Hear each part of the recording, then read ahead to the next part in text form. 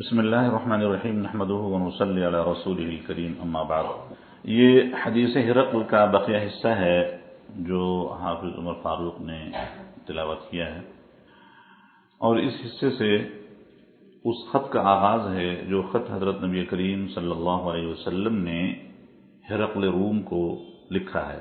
اس خط کو ہم پڑھتے ہیں اور اس خط کا طریقہ اور انداز ہم سمجھتے ہیں کہ خط لکھنے کا انداز جو مسنون ہے وہ کیا ہونا چاہیے۔ چنانچہ سب سے پہلے اس خط میں آپ صلی اللہ علیہ وسلم نے لکھا ہے بسم اللہ الرحمن الرحیم۔ تو خط کے آغاز میں ہمیں بسم اللہ لکھنی چاہیے، ایک تو بات یہ۔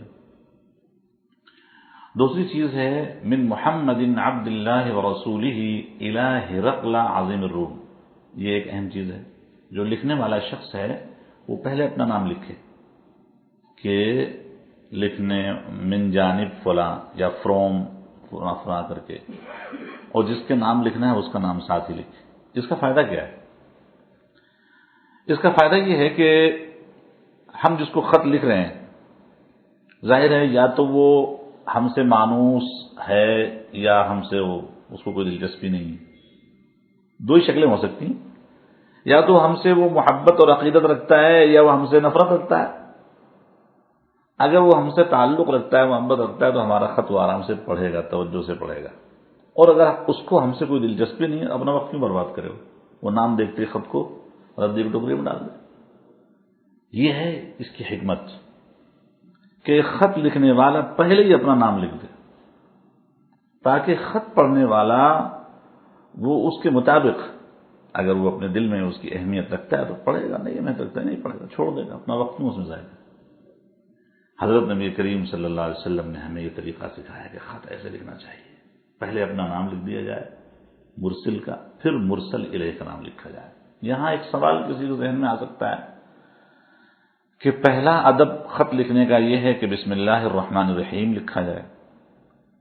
تو ہمارے ماحول میں یہ چیز ہوتی ہے کہ لوگ بعض اوقات خطوط کو یا کاغذات جو آتے ہیں وہ ایسے ڈسٹ بن میں ڈال دیے جاتے ہیں جہاں بے ادبی ہوتی ہے، اس میں اللہ کا نام ہے، تو پھر اس کو کیسے مطلب یہ کہ اس کو دیکھا جائے اور اس سے بچا جائے؟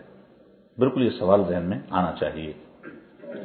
اس کا جواب یہ ہے کہ اول تو ہم اپنے طور پر کوشش کریں کہ ہم اپنے ماحول میں اس بات کو چلائیں کہ یہ بھی نبی پاک علیہ الصلوۃ والسلام کی ایک سنت ہے، اس کا ہم خیال کریں۔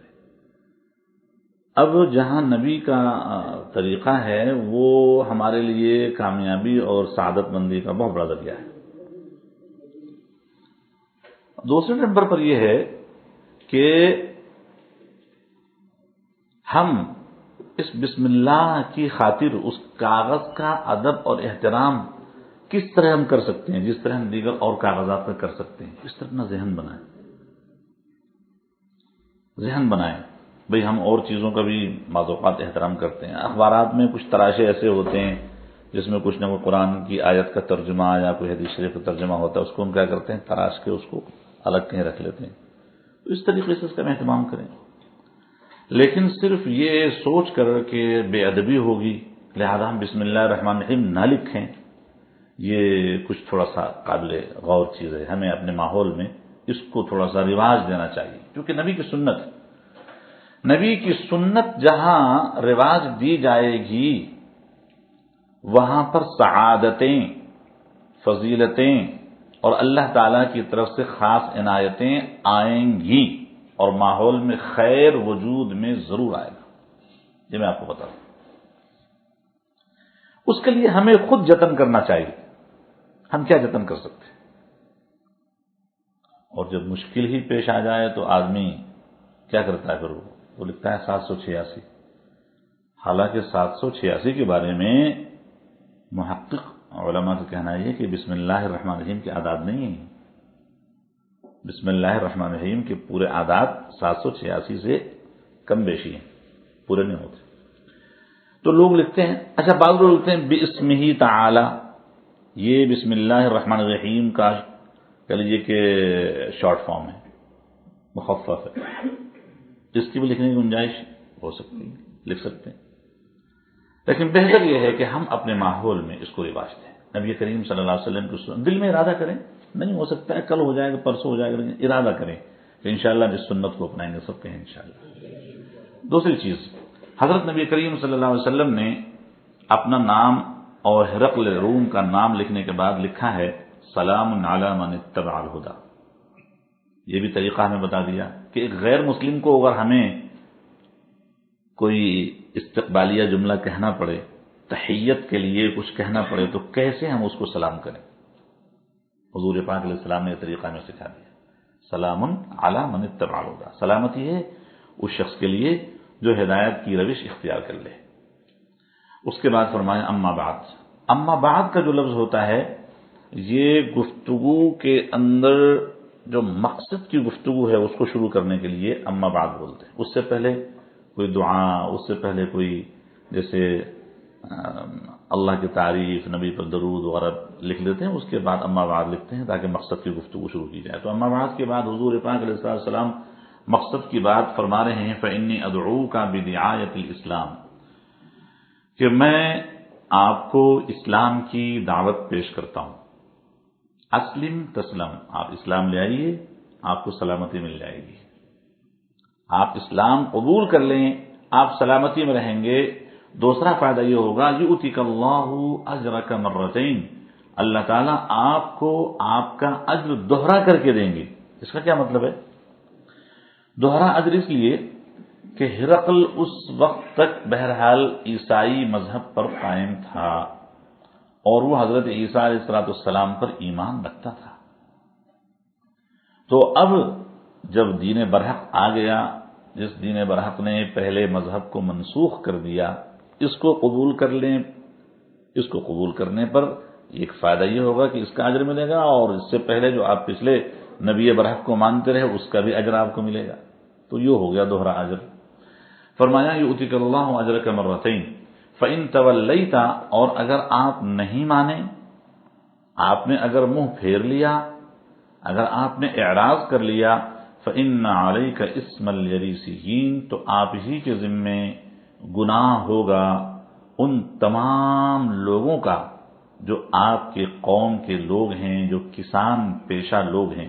لفظ یریس جو ہے وہ رومیوں میں ان لوگوں کو کہا جاتا تھا جو کسانی، کھیتی باڑی، باغات میں کام کرنے والے، وہاں کے لوگوں کا عام پیشہ تقریباً یہی تھا، اس لیے یہ لفظ حضور پاک علیہ السلام نے استعمال فرمایا۔ اور مراد اس سے یہ کہ تمہاری قوم جو ہے تمہاری وجہ سے، اگر تم نے دین قبول کر لیا تو تمہاری قوم بھی آ جائے گی، اور تم نے قبول نہیں کیا تو تمہاری قوم بھی قبول نہیں کرے گی۔ نتیجہ یہ ہوگا کہ ان کا گناہ بھی تمہارے ذمہ ہوگا، تم ان کے لیے رکاوٹ بن رہے ہوگے۔ یہ خط ہے نبی کریم صلی اللہ علیہ وسلم کا، بڑا مختصر اور بہت جامع خط۔ اس کے بعد آپ صلی اللہ علیہ وسلم نے ایک آیت کریمہ کوٹ کی ہے۔ وہ آیت کریمہ کیا ہے؟ یا اہل الکتاب تعالوا الی کلمۃ سواء بیننا وبینکم الا نعبد الا اللہ، اے اہل کتاب آ جاؤ ایک ایسی بات پر جو ہمارے تمہارے درمیان بالکل برابر سرابر ہے، بلکہ یوں کہہ سکتے ہیں ہمارے تمہارے درمیان کمبائنڈ ہے۔ وہ کیا ہے؟ اللہ نعبد الا اللہ، کہ ہم ایک اللہ کے سوا کسی کی عبادت نہ کریں، ولا نشرک به شیئا، اور ہم اس کے ساتھ کسی چیز کو شریک نہ قرار دیں، ولا يتخذ بعضنا بعضا اربابا من دون اللہ، اور ہم میں کا کوئی ایک دوسرے کو رب نہ بنائے اللہ کو چھوڑ کے، اللہ کو چھوڑ کے مخلوق کو رب نہ بنائے۔ فإن تولوا، اگر تم اس بات پر راضی نہیں ہوتے ہو، فقولوا، تو کہہ دو، اشہدوا بأننا مسلمون، کہ گواہ رہو کہ ہم تو بھئی مسلمان ہیں۔ حضور پاک علیہ السلام نے یہ آیت لکھی، اور یہ آیت لکھ کر کے یہ خط آپ نے یہاں مکمل کر دیا۔ یہ خط جو ہے جب پڑھا گیا ہے تو قال ابو سفیان کہتے ہیں فلما قال ما قال، ہرقل اپنی گفتگو سے جب فارغ ہوا، وفرغ من قراءۃ الکتاب، اور اس خط کو پڑھنے سے فارغ ہوا، تو کثر عنده الصخب، تو اس کے پاس وہاں محل کے اندر شور شرابہ بڑھ گیا، فارتفعت الاصوات، اور آوازیں بہت اونچی ہو گئیں لوگوں کی، واخرجنا، اور ہم نکال دیے گئے۔ ابو سفیان تو اپنے تجارتی قافلے کے ساتھ تھے، وہ کہتے ہیں کہ ہمیں چپکے سے دروازے سے باہر نکال دیا گیا۔ فقلت لاصحابی حين اخرجنا، تو میں نے اپنے ساتھیوں سے کہا، جب ہمیں نکال کے باہر کیا گیا، میں نے اپنے ساتھیوں سے کہا لقد امرا امرو ابن ابی کبشہ، کہ ابن ابی کبشہ کی بات تو بڑی مضبوط ہو گئی۔ ہم اپنے محاورے میں کہتے ہیں کہ بھئی فلاں کا سکہ چل گیا، فلاں کا سکہ چل گیا، یا فلاں کا کہہ لیجئے کہ رعب لوگوں پر پڑ گیا۔ تو یہ حقیقت یہی تھی، ابو سفیان یہی کچھ کہنا چاہ رہے اپنے ساتھیوں سے۔ تو ابن ابی کبشہ کس کے لیے بولا ہے؟ سرکار دو عالم صلی اللہ علیہ وسلم کے لیے بولا ہے۔ اور کیوں بولا ہے؟ اس لیے کہ سرکار دو عالم صلی اللہ علیہ وسلم جب حضرت حلیمہ سعدیہ رضی اللہ تعالیٰ عنہ کے پاس طائف میں زیر تربیت تھے، شیر خارگی کی عمر میں تھے، تو ان حلیمہ سعدیہ کے شوہر کو ابو کبشہ کہا جاتا تھا۔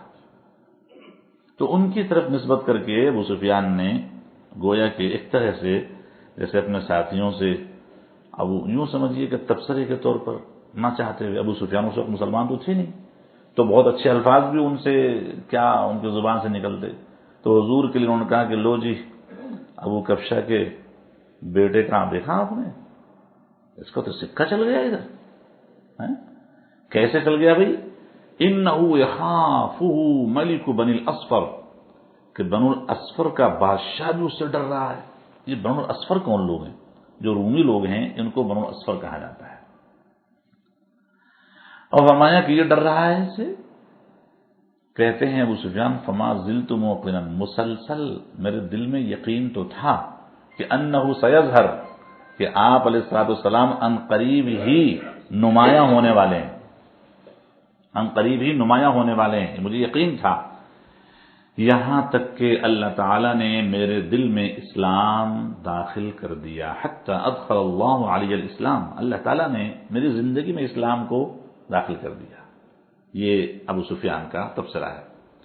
اب یہاں سے امام بخاری رحمۃ اللہ علیہ اپنی روایت کو تھوڑا سا چینج کرتے ہیں، فرماتے ہیں وکان ابن الناطور صاحب ایلیاء و ہرقل سقف علی نصار الشام، کہتے ہیں کہ ابن الناطور ایک صاحب تھے۔ ابن الناطور یہ صاحب ہیں ایلیا کے گورنر اور ہرقل کے دوست، اور ملک شام کے نصرانیوں کے بڑے پوپ، جس کو آپ بشپ کہہ سکتے ہیں، بڑے پوپ پادری تھے۔ یہ ابن الناطور جو ہیں یہ کچھ بیان کر رہے ہیں، واقعہ بیان کر رہے ہیں، چونکہ اس کا تعلق تھا ابن الناطور کا بادشاہ سے، ہرقل روم سے۔ یہاں رک کر کے میں عرض کر دوں کہ یہ ابن الناطور بعد میں چل کر مسلمان ہو گئے تھے۔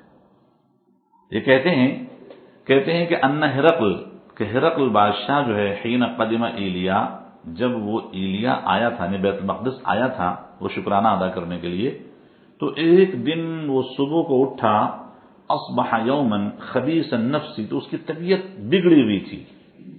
خبیث النفس کا مطلب طبیعت اس کی مطلب بشاشت نہیں تھی اس کی طبیعت میں۔ قال بعض بطارقته، تو اس کے بعد ہم نشینوں نے کہا، بطارق بطریق کی جمع ہے، بطریق کہتے ہیں ساتھ خاص بیٹھنے والے اپنے ہم نشین لوگ، تو ان میں سے کسی نے کہا کہ محترم قد استنکرنا ہیئتک، آج ہم آپ کی کیفیت کچھ اچھی نہیں دیکھ رہے ہیں، آپ کی کیفیت ہم اچھی نہیں محسوس کر رہے ہیں۔ قال ابن الناطور کا آگے بیان ہے کہ یہ ہرقل جو تھا خود بادشاہ، کان ہرقل حذاء ينظر في النجوم، یہ علم نجوم رکھنے والا شخص تھا۔ حذاء اسے کہتے ہیں جو ستاروں کا علم جانتا ہو، ينظر في النجوم وہ ستاروں میں غور کیا کرتا تھا، تو یہ صاحب علم آدمی تھا، صرف بادشاہ نہیں تھا۔ تو وہ فقال لهم حين سألوه، تو جب اس کے ساتھیوں نے ان سے پوچھا ہرقل سے کہ آج آپ کی کیفیت ہمیں کچھ اچھی نہیں معلوم ہو رہی ہے، تو اس نے اپنے ساتھیوں سے کہا، کیا کہا؟ انی رأیت اللیلہ، آج رات میں نے دیکھا ہے، حین نظرت فی النجوم، جب میں نے ستاروں میں غور کر کے دیکھا تو کیا دیکھا؟ ملک الختان، ختنہ کرنے والوں کا جو بادشاہ ہے، قد ظہرا وہ ظاہر ہو چکا ہے، نمایاں ہو چکا ہے۔ اب یہ جب ستاروں کو دیکھ کر کے اس کو یہ اندازہ ہوا تو اب وہ فکر مند ہوا، وہ کہتا ہے کہ یہ بتاؤ فَمَن يَخْتَتِنُ مِنْ هَذِهِ الْأُمَّةِ، اس وقت جو لوگ موجود ہیں ہمارے قرب و جوار کی جو قومیں ہیں، ان میں کون سے لوگ ہیں جو ختنے کا اہتمام کرتے ہیں، کون ہیں؟ قالوا، تو اس کے ساتھیوں نے کہا، ہم نشینوں نے کہا لَيْسَ يَخْتَتِنُ إِلَّا الْيَهُودُ، ختنہ تو صرف یہودی کرتے ہیں، ختنہ صرف یہودی کرتے ہیں۔ فَلَا يُهِمَّنَّكَ شَأْنُهُمْ، آپ کو ٹینشن میں نہ ڈالے ان کی کیفیت، یعنی ان کی کیفیت سے آپ کو ٹینشن نہیں ہونی چاہیے، اس لیے کہ ہیں بھی مٹھی بھر، یہ آپ کو کچھ نہیں بگاڑ سکتے۔ تو کہتا ہے کہ وَاكْتُبْ إِلَى مَدَائِنِ مُلْكِكَ، آپ اپنی سلطنت کے جتنے بھی شہر ہیں ان تمام شہروں میں خط لکھ دیجئے، آرڈر لکھ دیجئے، فَلْيَقْتُلُوا مَنْ فِيهِمْ مِنَ الْيَهُودِ، تو آپ کے کارندے، آپ کے جو وہاں کے ذمہ داران ہیں وہ موجودہ یہودیوں کو قتل کر دیں، آپ کو کیا ٹینشن یہودی ہیں تھوڑے سے، آپ ان سے فکر مند نہ ہوں۔ اس کے بعد کہتے ہیں کہ یہ بات آئی گئی گزر گئی، کہتے ہیں فَبَيْنَمَا هُمْ عَلَىٰ أَمْرِهِمْ، یہ صورتحال اسی طرح رہی ابھی کہ یہودیوں کے خلاف اس نے کارروائی شروع کر دی اور اپنے مختلف شہروں کے گورنروں اور ذمہ داروں کو اس نے آرڈر جاری کیا، بھئی جیسے یہودی نظر آئے ان کو بس تحقیق کرو، یہ بات چل رہی تھی ابھی۔ تو کہہ رہے ہیں کہ اسی دوران اتي ہرقل برجل ارسل به ملک غسان، کہ ہرقل کے پاس ایک آدمی لایا گیا جس آدمی کو غسان کے بادشاہ نے بھیجا تھا، ملک غسان۔ یہ ملک غسان کون ہے؟ میں آپ سے عرض کروں کہ ملک شام کے جو لوگ ہوتے تھے بادشاہ، ان کا لقب ہوتا تھا غسان، نہیں یمن کے بادشاہ، ملک شام یمن کے بادشاہ جو ہوتے تھے ان کو غسان کہا جاتا تھا۔ تو وہاں کے بادشاہ نے ان کو بھیجا کسی شخص کو، اور بھیجا ہرقل کے پاس، کس لیے بھیجا تھا؟ یخبر عن خبر رسول اللہ صلی اللہ علیہ وسلم، حضور کے احوال بتانے کے لیے۔ فلما استخبرہ ہرقل، جب ہرقل نے ان سے احوال معلوم کیے اور اس سے خبریں معلوم کی، اس کے بعد ہرقل نے اپنے ساتھیوں سے کہا اذهبوا، جاؤ، فانظروا، ذرا چیک تو کرو، امقتتن ہوا ام لا، یہ ختنے والا ہے یا نہیں۔ فنظروا الیہ، لوگوں نے جا کے اس کا جائزہ لیا، فحدثوه، بادشاہ کو آ کے بتایا کہ جی ہاں یہ ختنے والا ہے۔ وسألہ عن العرب، پھر بادشاہ نے اس سے پوچھا عربوں کے بارے میں، تو اس بندے نے جواب دیا کہ جی ہاں عرب لوگ بھی ختنہ کرتے ہیں۔ فقال ہرقل، پھر ہرقل بولا اپنے ساتھیوں سے ھذا ملک ھذہ الامہ، بس یہ اس امت کا سربراہ ہے، حضور کی طرف اشارہ کر کے کہہ رہا ہے جن کا خط پڑھا، یہی ہے اس امت کا، ختنے والے جو عرب امت ہے، عرب قوم ہے، ان کا سربراہ یہ ہے جس کے بارے میں مجھے ستاروں کی مطالعے سے پتہ چلا کہ وہ عنقریب ظاہر ہونے والا ہے۔ کہتے ہیں کہ ھذا ملک ھذہ الامہ قد ظہر ثم كتب ہرقل الى صاحب له برومیہ، ہرقل کے ذہن میں بڑی ایک فکر تھی اور اس کا ذہن جو ہے بڑا ایک جستجو اور تحقیق میں لگا ہوا تھا، کیسے میں اس کے بارے میں مزید معلومات کروں۔ تو ہرقل کا ایک دوست تھا جو رومیہ شہر کے اندر تھا، وَكَانَ نَظِيرَهُ فِي الْعِلْمِ، اور وہ بھی علم نجوم میں اسی طریقے سے مہارت اور کہہ لیجیے کہ صلاحیت رکھتا تھا جیسے کہ ہرقل کو وہ مہارت اور صلاحیت تھی۔ تو اس نے اس کو خط لکھا، کہتے ہیں کہ ثم كتب ہرقل الى صاحب له برومیہ وكان نظیرہ فی العلم، ایک بات ہو گئی، خط لکھ دیا، اس کے بعد ہرقل جو ہے سفر میں، سارا ہرقل الى حمص، وہ حمص کی طرف چل پڑا، حمص آیا اور حمص آ کر کے وہ ٹھہرا، فلم یرم حمص، ابھی حمص سے آگے روانہ نہیں ہوا تھا کہ اس کے پاس خط کا جواب آ گیا، من صاحبہ، اس کے رومیہ والے دوست کی جانب سے خط کا جواب کیا آیا؟ یوافق رأی ہرقل، جو ہرقل کی رائے سے اتفاق کرتا تھا، علی خروج النبی صلی اللہ علیہ وسلم، حضور کے ظاہر ہونے کے بارے میں. جیسے ہرقل کو معلومات حاصل ہوئی تھیں، بالکل انہی معلومات کی تائید رومیہ والے اس کے ساتھی نے بھی کر دی. کہتے ہیں کہ اور اس میں یہ بھی تھی بات کہ انہ نبی، کہ وہ نبی ہیں. فاذن ہرقل، تو ہرقل نے کیا ہے اطلاع کی لعظماء الروم، رومیوں کے بڑے بڑے تمام سربراہوں کو، فی دسکرۃ لہ، اپنے اس محل میں جو حمص کے اندر بنا ہوا تھا وہاں سب کو اطلاع کر کے بلوایا. جب سب جمع ہو گئے، ثم امر بابوابها، تو اس نے محل کے دروازے سارے بند کروا دیے، حکم دیا دروازوں کو کہ وہ بند کر دیے. فغلقت، ثم اطلع، پھر وہ چڑھ گیا بالکونی پر. فقال، اور وہاں سے اپنے ساتھیوں کو خطاب کر رہا ہے. فقال یا معشر الروم، کہتے ہیں کہ اے رومیوں کی جماعت. اب ایسا لگ رہا ہے ہم لوگوں کو پڑھتے ہوئے کہ جو اب تک ہم واقعہ پہلے پڑھ چکے ہیں وہ اور ہے، یہ واقعہ اور ہے یہ وہی واقعہ، لیکن اس کو ابن الناطور جو تفصیل بیان کر رہے ہیں اس تفصیل کے ذریعے سے ہمیں یہ بات معلوم ہو رہی ہے. تو وہی واقعہ جو آپ پہلے پڑھ چکے ہیں اس کی تفصیل مزید آ رہی ہے.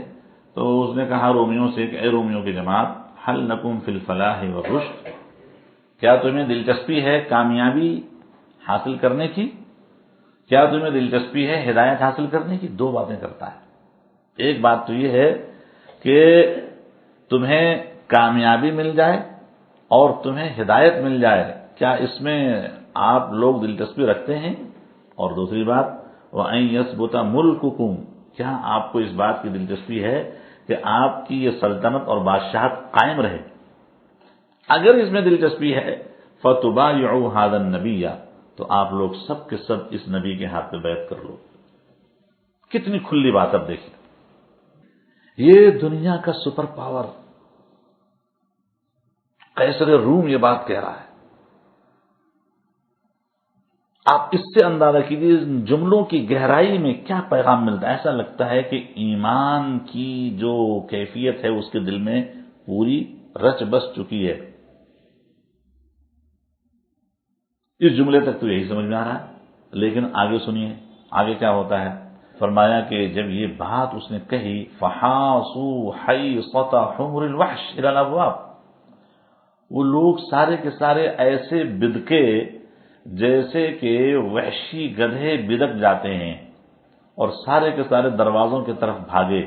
فوجدوها قد غلقت، تو انہوں نے دروازوں کو پایا کہ وہ تو پہلے سے بند کیے گئے ہیں. جیسے شور شرابہ کرتے بھاگو بھاگو بھائی ہمارا بادشاہ جو ہے وہ اس کا دماغ خراب ہو گیا ہے، یا وہ گمراہ ہو گیا ہے، وہ بے دین ہو گیا ہے، آبائی اس نے دین کو چھوڑ دیا، اور بہت ساری باتیں کی ہوں گے لوگوں نے، اور شور شرابہ کرتے ہوئے بھاگنا چاہتے تھے. جب بھاگنے کے لیے دروازے پر پہنچے دروازے سارے بند تھے، اس نے پہلے دروازے بند کروائے ہوئے تھے. تو اوپر سے آواز لگا کے کہتا ہے، فلما رأى ہرقل نفرتهم، جب ہرقل نے ان کی نفرت دیکھی اس طریقے سے، وَأَيْسَ مِنَ الْإِيمَانِ، اور ہرقل مایوس ہو گیا لوگوں کی طرف سے ایمان کے حوالے سے کہ یہ لوگ ایمان نہیں لائیں گے. یہ جملہ کیا بتا رہا ہے کہ خود وہ دلچسپی رکھتا تھا کہ ایمان کا مسئلہ ہو جائے گا، میں بھی قبول کر لوں، جو لوگ بھی قبول کر لیں. اس کے کچھ دوست احباب پہلے اس سے اتفاق رائے کر چکے تھے. رومیہ والا ساتھی ابن ناطور خود بیان کرتے ہیں، زغاتور کا تذکرہ آپ نے کیا پہلے. تو جب یہ بات اس نے دیکھی، قالا، تو اپنے ساتھیوں سے کہتا ہے، ردوہم علیہ، ان سارے لوگوں کو واپس میری طرف لاؤ. وقال، پھر اس نے زور سے آواز لگا کر کہا، انی قلت مقالتی آنفا، میں نے جو ابھی اپنی بات آپ سے کی تھی وہ اس لیے کی تھی، اختبر بها شدتکم علی دینکم، تاکہ اس کے ذریعے میں آپ کی مضبوطی، اپنے مذہب اور اپنے دین پر جو آپ کی مضبوطی ہے اس مضبوطی کو میں چیک کرنا چاہتا تھا کہ آپ لوگ کتنے مضبوط ہیں. فقد رأیت، وہ مضبوطی میں نے دیکھ لی. بس اتنا جملہ اس نے بولا، وہ سارے کے سارے لوگ مطمئن ہو گئے، چپ ہو گئے، بلکہ اس کے سامنے سجدہ ریز ہو گئے. فسجدوا له، وہ سارے کے سارے ہرقل کے آگے سجدے میں پڑ گئے. ورضوا عنہ، اور اس سے راضی ہو گئے. ابو سفیان کہتے ہیں فکانا ذالکا آخرہ شان ہرقل، ابو سفیان نہیں بلکہ انہیں کا جملہ ہے مناطق، یہ ہرقل کی آخری کیفیت تھی، آخری صورتحال یہ تھی۔ دیکھیے ہمارے یہاں دین میں حضور پاک علیہ السلام کا یہ فرمان مد نظر رہتا ہے کہ العبرۃ بالخواتین، کہ آخری جو اعمال ہوتے ہیں اس کا اعتبار ہوتا ہے۔ ہرقل کے جذبے بہت اچھے تھے، اس کی تحقیق، اس کے لوگوں سے جستجو اور معلومات اکٹھا کر کے اور اسلام کی طرف اس کا میلان سب برحق، لیکن آخری صورتحال کیا رہی؟ اپنے سامنے اپنے رعایا کو سجدہ کروا رہا ہے، یہ صورتحال آخری رہی۔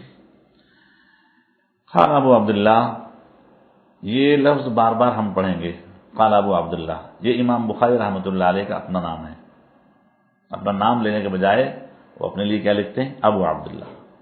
امام بخاری کہتے ہیں کہ یہ جو روایت آپ کے سامنے میں نے نقل کی ہے، یہ صالح ابن کیسان نے بھی، یونس نے بھی، معمر نے بھی، یہ تین شاگرد ہیں، ان تینوں حضرات نے امام زہری سے اس روایت کو نقل کیا ہے۔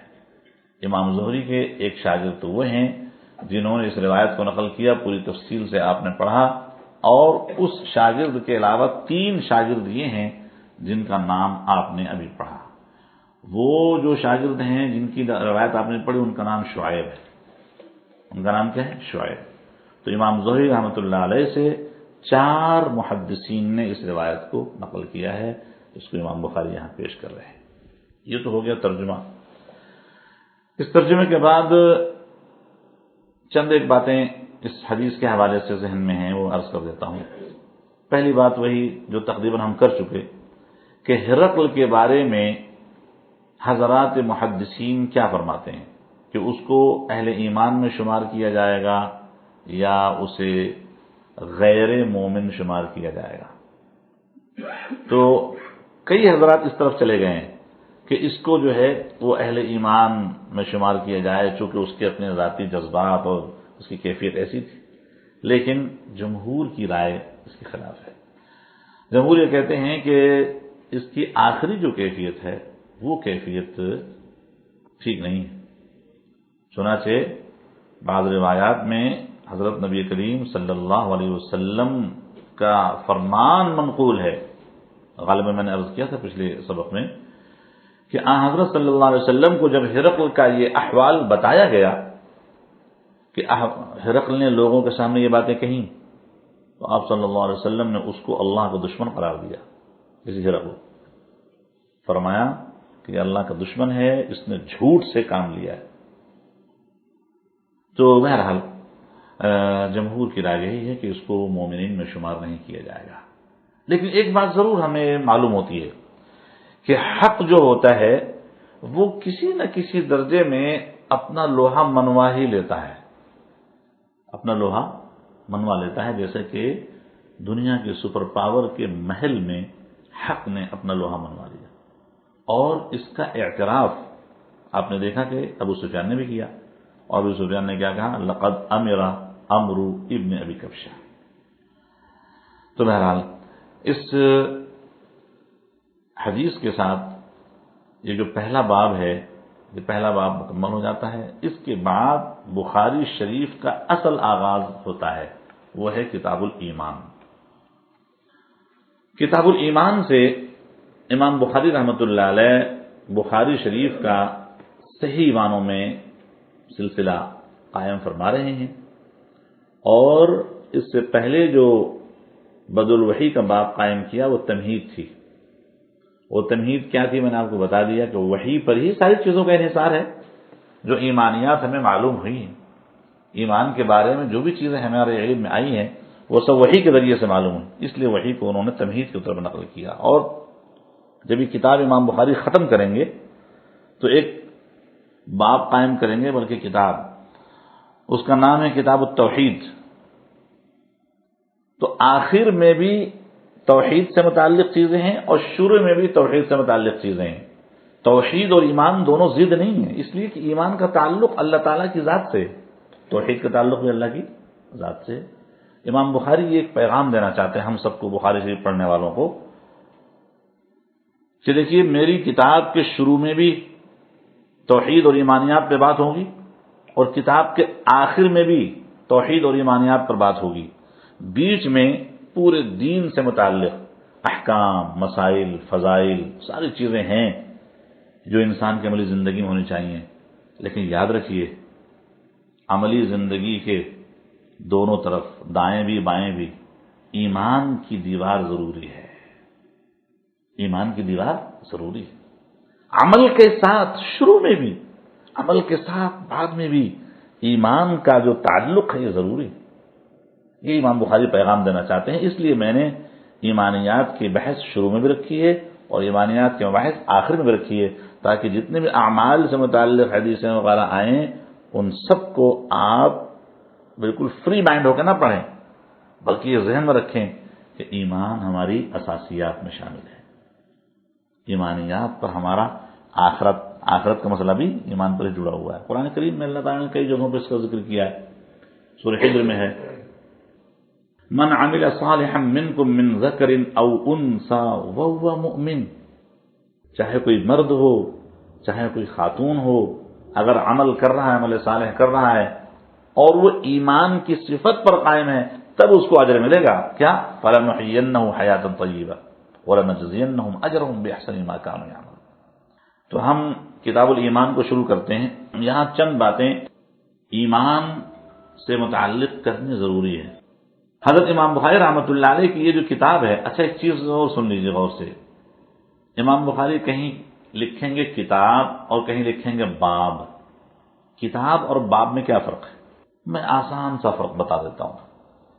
باب تو کہتے ہیں ایک کسی شعبے سے متعلق چند باتوں کے مجموعے پر کوئی کلام کرنا چاہیں گے تو عنوان لکھ دیں گے باب۔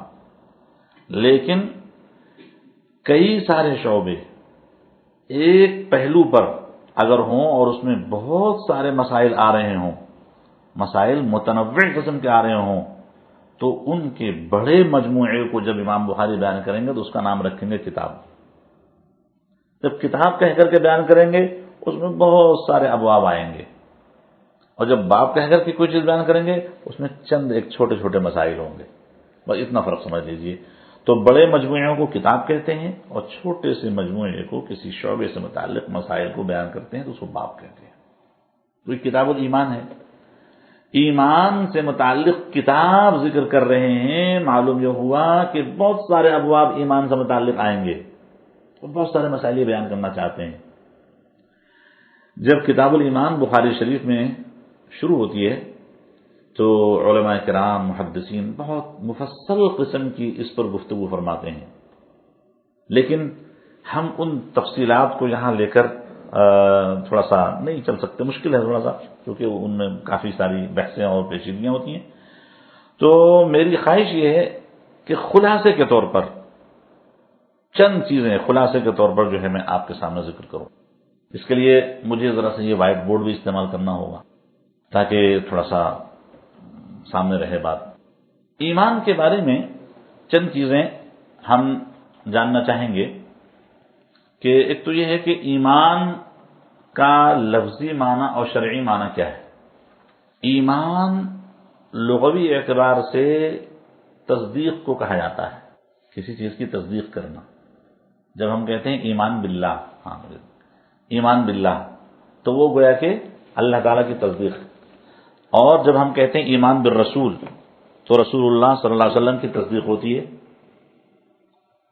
تو ایمان کے لغوی معنی ہیں تصدیق کے، لیکن شرعی معنی جو ہے ایمان کے کیا ہے؟ حضرت نبی کریم صلی اللہ علیہ وسلم نے جو کچھ اللہ کی طرف سے لا کر پیش کیا ہے، سب کو درست جاننا اور سب پر اطمینان رکھنا، یہ اصل میں ایمان ہے۔ نبی کریم صلی اللہ علیہ وسلم کی وہ لائے ہوئی شریعت، آپ کا لایا ہوا دین جو اللہ کی طرف سے آپ لے کر آئے اور جو آپ نے امت کے سامنے پیش کیا، اس سب کو من وعن درست سمجھنا، دل سے اس کو تسلیم کرنا، یہ ہے اصل میں شرعی طور پر ایمان۔ دوسری چیز، اسلام کیا چیز ہے؟ اسلام نام ہے تابعداری کا۔ اذ قال له ربه اسلم قال اسلمت لرب العالمین. ابراہیم علیہ السلام سے اللہ نے کہا کہ تابعداری قبول کرو. ابراہیم علیہ السلام نے کہا کہ میں تابعدار ہوں رب العالمین کا. تو اسلام جو ہے تابعداری کا نام ہے، لیکن شرعی اعتبار سے اللہ تعالیٰ نے جو شریعت کسی بھی امت کے لیے، آج امت محمدیہ ہے، اس سے پہلے امت عیسیٰ تھی، اس سے پہلے امت موسیٰ تھی، جس امت کے لیے اللہ تعالیٰ نے کوئی شریعت نازل کی ہے، اس شریعت کو اپنا دستور حیات بنا لینا یہ اسلام ہے. تو ایسا نہیں ہے کہ جو صرف محمد مصطفیٰ صلی اللہ علیہ وسلم کا کلمہ پڑھنے والے صرف وہی مسلمان ہیں. ہم سے پہلے جو لوگ تھے وہ بھی مسلمان تھے، ان سے پہلے جو لوگ تھے جو شریعت پر چلتے تھے وہ مسلمان تھے. قرآن کریم اس کا گواہ ہے. سورہ حج کے اندر آخری آیت میں دیکھیں، ابراہیم علیہ السلام کا تذکرہ اللہ نے کیا کہ ہوا سماکم المسلمین من قبل وفی ھذا، پہلے بھی لفظ مسلمان موجود تھا، آج بھی ہے. تو اللہ تعالیٰ کی نازل کردہ شریعت کو اپنی زندگی کے لیے دستور بنا لینا اور اس پر عمل کرنا، یہ اسلام ہے. اچھا، چند چیزیں میں آپ سے عرض کروں گا. ایمان کے حوالے سے جو محدثین ضروری باتیں بتاتے ہیں، امام بخاری کے آگے جو بحثیں ہیں ان کو سمجھنے کے لیے یہ چھوٹے چھوٹے اشارے میں وائٹ بورڈ پر لکھتا ہوں. ان اشاروں میں پہلی چیز تو یہ ہے کہ ہمیں یہ جاننا ہے کہ ایمان کے حوالے سے امت میں دو طبقے ہیں جو دو رائے رکھتے ہیں. ایک طبقہ کہلاتا ہے اہل سنت اور ایک طبقہ کہلاتا ہے اہل بدعت. یہ بالکل ابتدائی دور سے چلا ہے، جس دور میں حضرات صحابہ کرام موجود ہیں، وہاں سے اہل سنت اور اہل بدعت. اہل بدعت میں جتنے بھی لوگ محدثین یہاں بیان کریں گے، امام بخاری جن پہ تردید کریں گے، وہ سب گمراہ فرقے شمار ہوتے ہیں. اب یہاں میں نے لفظ بول دیا گمراہ، اس کو بھی سمجھ لیجیے ذرا سا. گمراہ فرقے اور اہل حق فرقے، یہ فرقے جو بنتے ہیں عقیدے کی بنیاد پہ بنتے ہیں، عمل کی بنیاد پہ نہیں. اس کو کلیئر کر لیجیے آپ. فرقوں کا باطل پر ہونا اور حق پہ ہونا یہ عقیدے کی بنیاد پر ہے. کس کی بنیاد پر ہے؟ اب یہ کتاب الایمان جو شروع ہو رہی ہے وہ عقیدے کی بات شروع ہو رہی ہے. اس لیے ضرورت ہے اس بات کی کہ ہم جان لیں کہ یہ تھوڑے سے بنیادی چیزیں کیا کیا ہیں. دیکھیے، سب سے پہلے ایک تو اہل سنت ہیں، دوسرے جو ہیں اہل بدعت ہیں.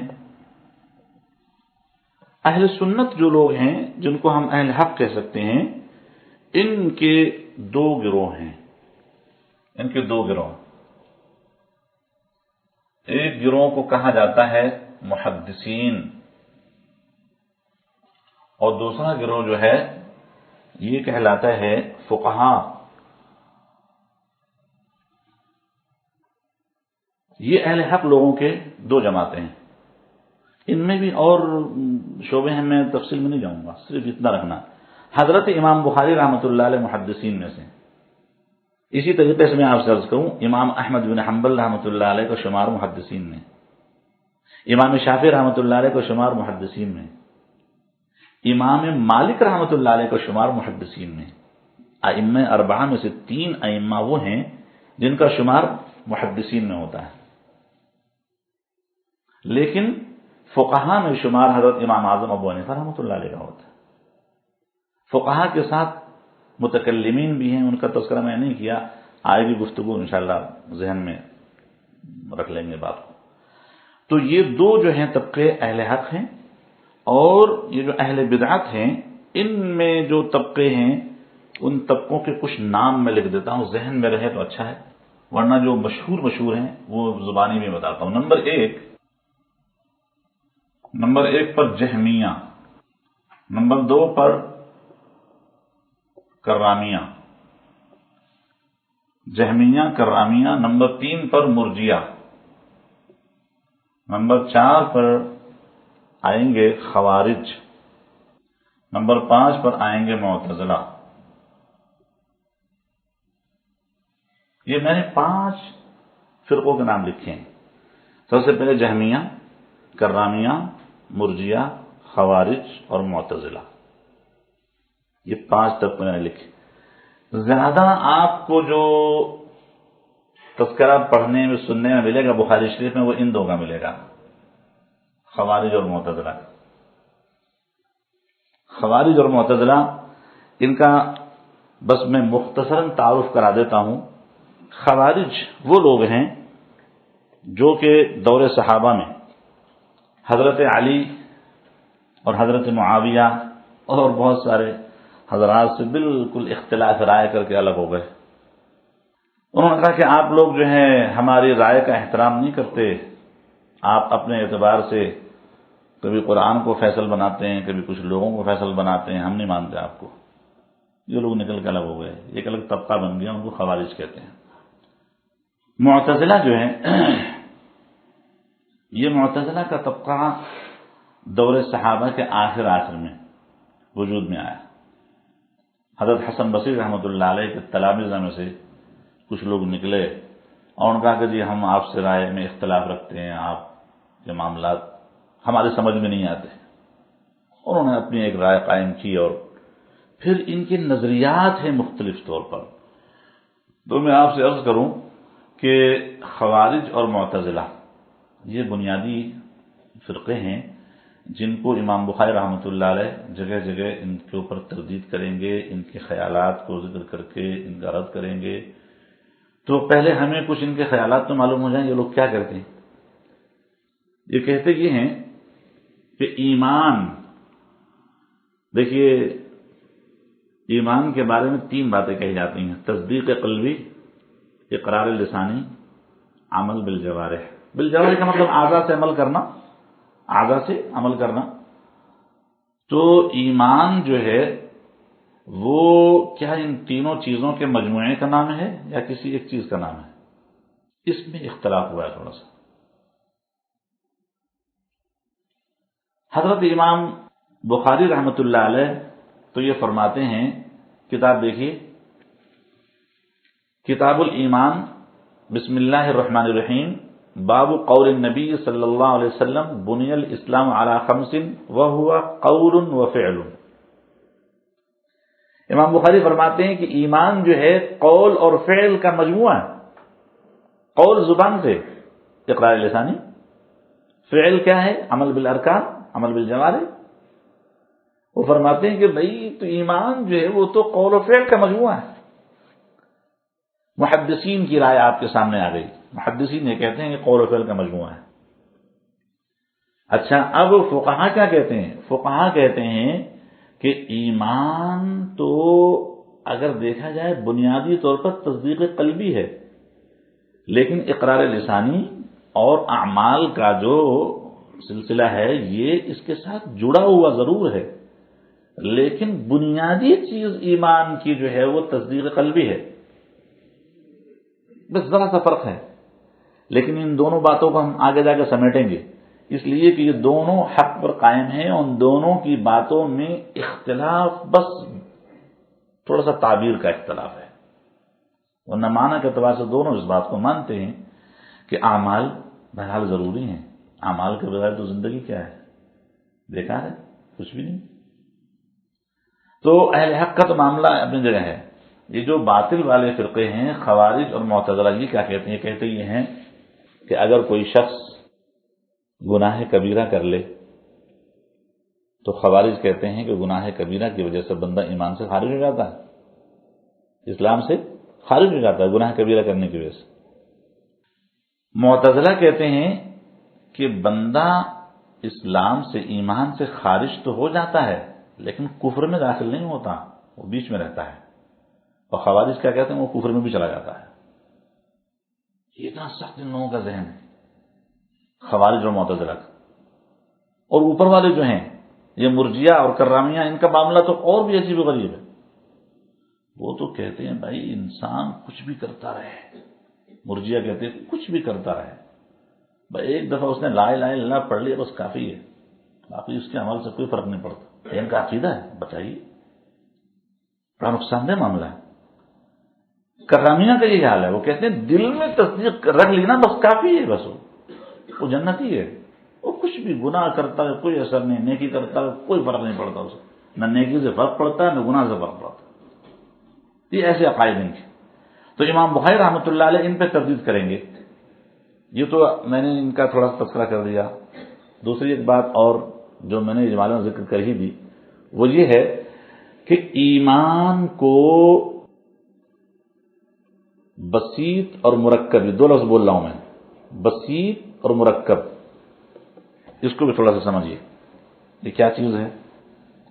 بسیط جو چیز ہوتی ہے اس میں اجزاء نہیں ہوتے، مرکب جو چیز ہوتی ہے اس میں اجزاء ہوتے ہیں.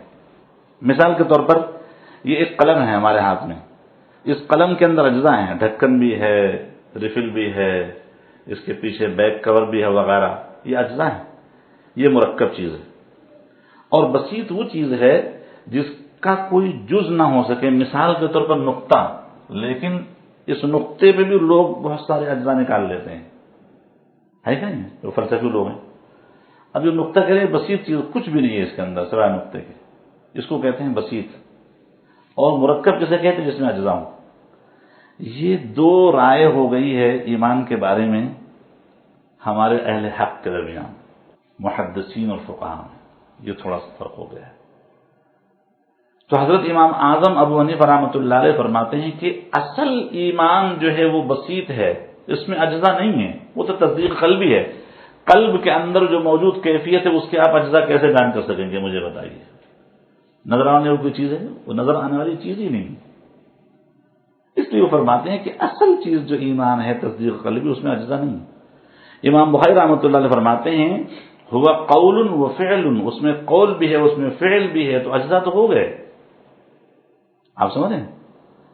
پھر فرق کیا بنے گا دونوں حضرات کے رائے کا؟ نتیجہ کیا نکلے گا؟ نتیجہ یہ نکلے گا جو میں نے لکھا یہاں پر، جنہوں نے بسیط مانا ان کا اس میں اجزاء نہیں ہے، جنہوں نے مرکب مانا ان کا اجزاء ہیں. اس کا آگے انجام کیا بنے گا؟ اس کا انجام یہ بنے گا کہ کچھ حضرات کہیں گے کہ ایمان ایک ایسی چیز ہے جس میں کمی اور زیادتی ہوتی ہے. تو جو حضرات اجزاء مانتے ہیں وہ کہیں گے کمی زیادتی ہوتی ہے، اور جو حضرات اجزاء نہیں مانتے وہ کہتے ہیں اس میں کمی زیادتی نہیں ہوتی. بس اتنی سی بات مجھے کرنی تھی. یہ بات میں نے یہ سمجھیے کہ بہت لمبی ساری گفتگو کا تھوڑا سا مختصر کر کے آپ کے سامنے رکھ دیا. اب آئیے ہم دیکھتے ہیں امام بخاری رحمۃ اللہ علیہ کیا فرماتے ہیں. سبق تو انشاءاللہ ہم اگلے ہفتے پڑھیں گے، لیکن اس بات کا تعارف. باب قول النبی صلی اللہ علیہ وسلم بنی الاسلام علی خمس.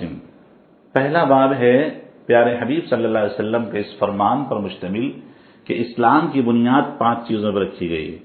یہ امام بخاری کا اشارہ ہے. دیکھو بھئی، جو چیز کئی چیزوں پر مشتمل ہو تو اس کے اجزاء تو ہو گئے. جب اجزاء ہو گئے تو یہ مرکب ہو گئے آٹومیٹکلی. امام بخاری کا دعویٰ ثابت ہے. فرمایا وہو قول و فعل. اور دوسری بات یہ ہے کہ ایمان نام قول و فعل کا ہے. اس میں کہہ کر کے امام بخاری کیا اشارہ دے رہے ہیں؟ یہ جو باطل فرقے ہیں ان کی تردید کر رہے ہیں. کوئی کہتا ہے کہ صرف زبان سے لا الہ الا اللہ پڑھ لیا بس کافی ہے. کوئی کہتا ہے کہ صرف دل سے تصدیق کر لیا وہ کافی ہے، عمل کی ضرورت ہی نہیں ہے. امام بخاری فرماتے ہیں عمل کی ضرورت ہے، فعل چاہیے. اس طریقے سے تردید کرتے ہیں. فرمایا وَيَزِيدُ وَيَنْقُصُ، اور اس میں زیادتی اور کمی بھی ہوگی، یعنی ایمان کے اندر کمی زیادتی ہوتی ہے. تو ایمان میں کمی زیادتی ہونا اس بات کی نشانی ہے کہ اس میں اجزاء ہیں. اب اس کے بعد امام بخاری رحمۃ اللہ علیہ اس کے دلائل پیش کریں گے. 2 دعوے کر دیے انہوں نے. ایک دعویٰ تو یہ کیا کہ امام بخاری فرماتے ہیں کہ قول و فعل کا مجموعہ ایمان ہے. دوسرا دعویٰ یہ کیا کہ ایمان میں کمی بیشی ہوتی ہے. ان دونوں دعووں کو ثابت کرنے کے لیے 16-17 دلائل پیش کر رہے ہیں، جو دلائل انشاءاللہ ہم اگلے ہفتے پڑھیں گے.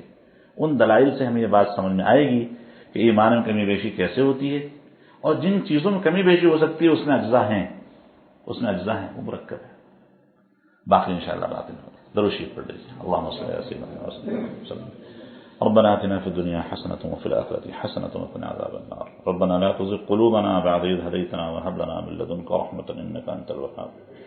اللهم إنا نسألك من خير ما سألك منه نبيك محمد صلى الله عليه وسلم، ونعوذ بك من شر ما استعاذ منه نبيك محمد صلى الله عليه وسلم، وأنت المستعان وعليك البلاغ ولا حول ولا قوة إلا بالله.